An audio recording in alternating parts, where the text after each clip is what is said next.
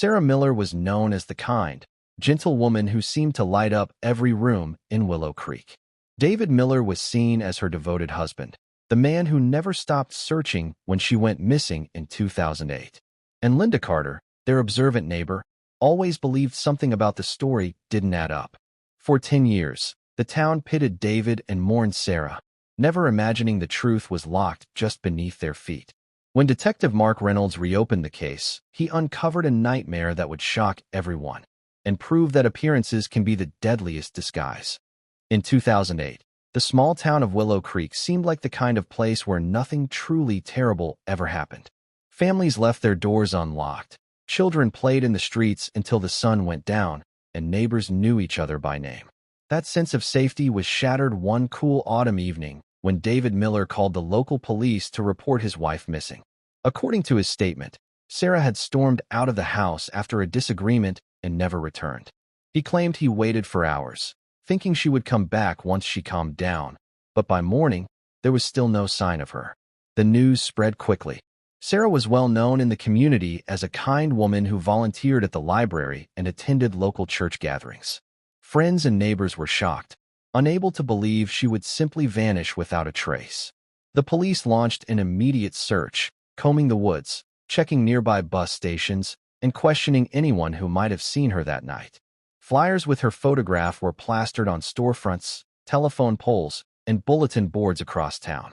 Candlelight vigils were held in her honor, with neighbors holding hands and praying for her safe return. David appeared devastated, breaking down in tears during interviews and pleading with the public for information. To many, he seemed like a husband desperate for answers, clinging to hope. Yet, beneath the surface, there were whispers. Some neighbors recalled heated arguments between David and Sarah.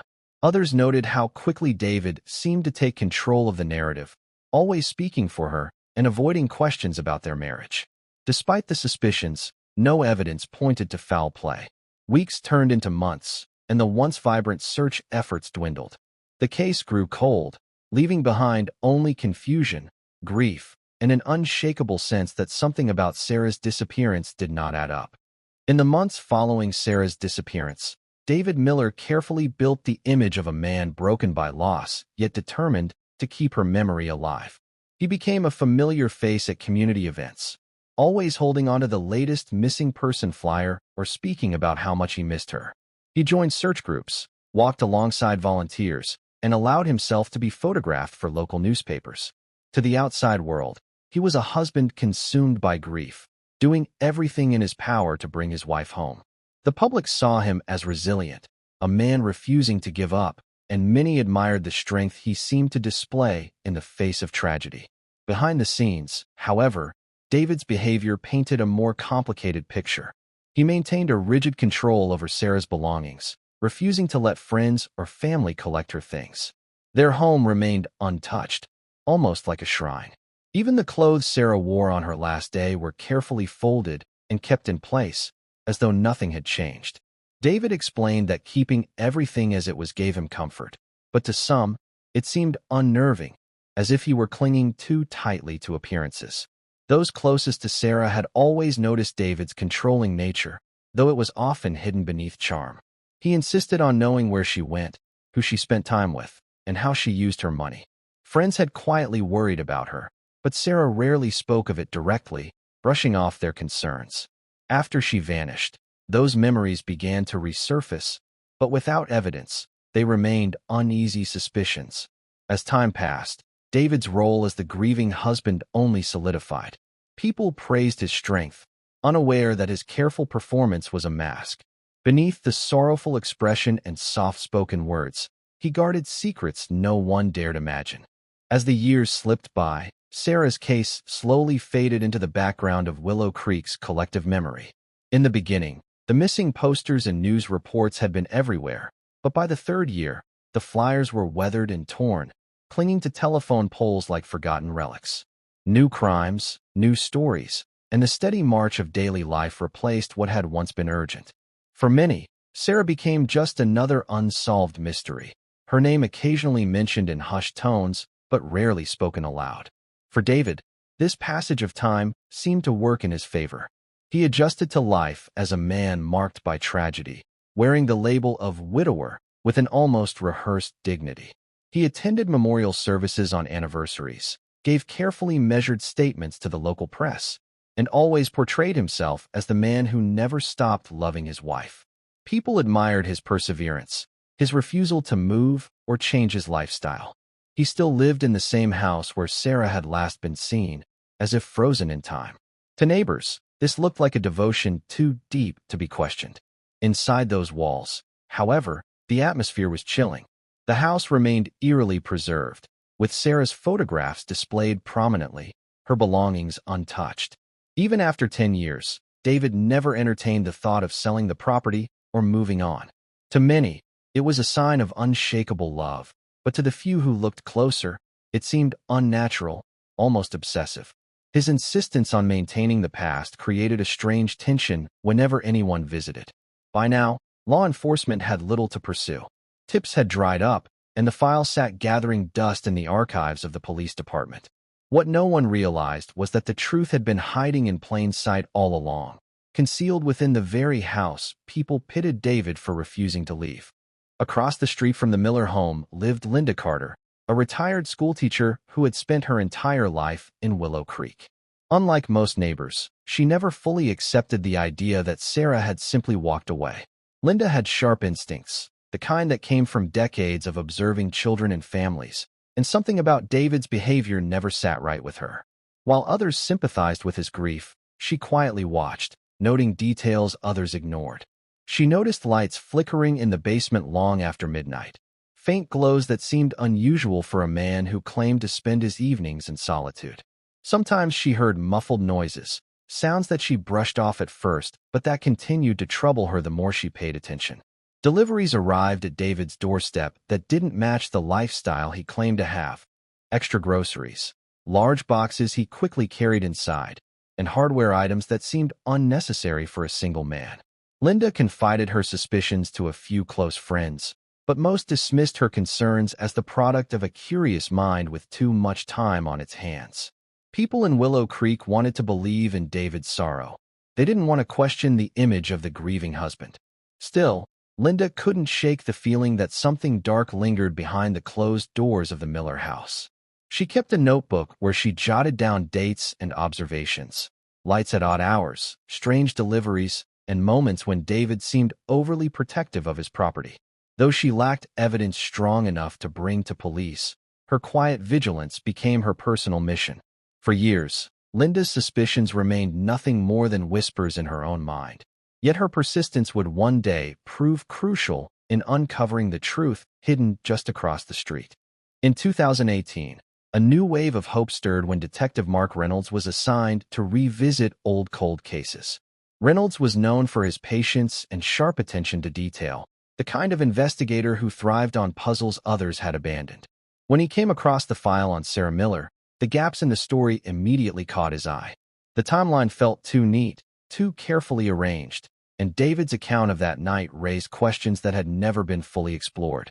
Something about the case felt unfinished, and Reynolds was determined to dig deeper. His first step was to review the original reports. The notes described Sarah as a devoted member of the community with no history of running away, no secret affairs, and no unexplained debts. She had every reason to stay, yet she had seemingly disappeared into thin air. The more Reynolds read, the less likely it seemed that Sarah had simply chosen to vanish. That conclusion alone was enough to drive him to reopen the investigation. Reynolds reached out to David under the guise of a routine follow-up. When he arrived at the Miller home, he was struck by how little had changed in a decade. Photographs of Sarah still lined the walls, her clothes still hung neatly in the closet, and the furniture remained in the same place as described in the original police file. David spoke politely, but Reynolds noticed a guarded edge to his responses, as though each word had been carefully chosen. To most, the house was a monument to grief. To Reynolds, it felt staged, like a set designed to convince outsiders of a story. Though he left with no evidence, his instincts told him that something inside that house was terribly wrong. Detective Reynolds knew from experience that cases like Sarah's were rarely as simple as they appeared. After his visit to the Miller home, one detail continued to trouble him: the basement door. It was solid wood with multiple locks, more than he had ever seen in an ordinary home. When he casually asked David about it, the answer was quick and oddly rehearsed. It's for safety. Reynolds didn't press further at that moment, but the image of that door stayed with him long after he left. Over the next few weeks, he dug into David's life. Financial records showed purchases that didn't add up for a man living alone. Bulk food orders, water containers, and hardware supplies like reinforced panels and insulation. Nothing on its own proved anything, but together, the pattern was troubling. Reynolds began to wonder if the basement, the one place David seemed most protective of, held answers no one had considered before. To strengthen his suspicion, he returned to the neighborhood, speaking with residents. Most recalled David as quiet and polite, but Linda Carter's observation stood out.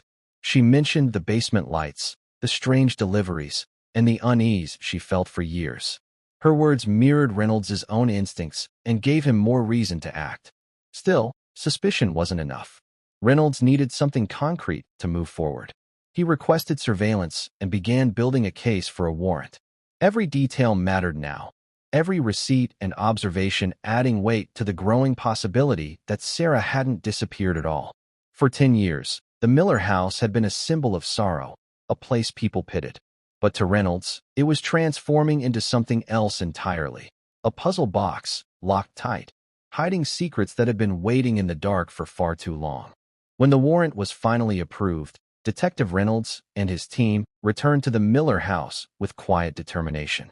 David watched from the porch as officers entered, his calm expression betraying only the faintest trace of unease.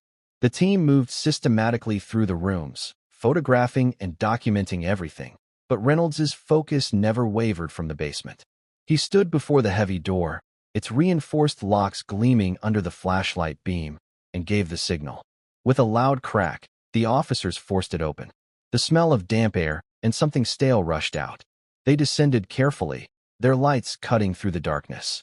At first, the space seemed like an ordinary basement, cluttered with old furniture and boxes. But then Reynolds noticed the outline of another door, hidden behind a shelf. This one was steel, bolted, and far more secure than anything else in the house. After prying it open, the team froze at what they saw.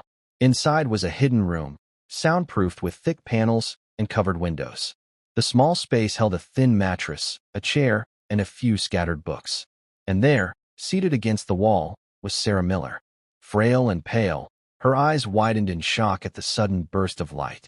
For a moment, no one moved, the years of silence broken only by her shallow breaths. The officers quickly surrounded her, assuring her she was safe. Sarah struggled to stand, her body weak from a decade in captivity. It was a discovery so shocking that even seasoned detectives struggled to process it. 10 years of searching, speculation, and mourning had ended in the most unexpected way imaginable. Sarah had never been gone. She had been in the basement of her own home, hidden in plain sight.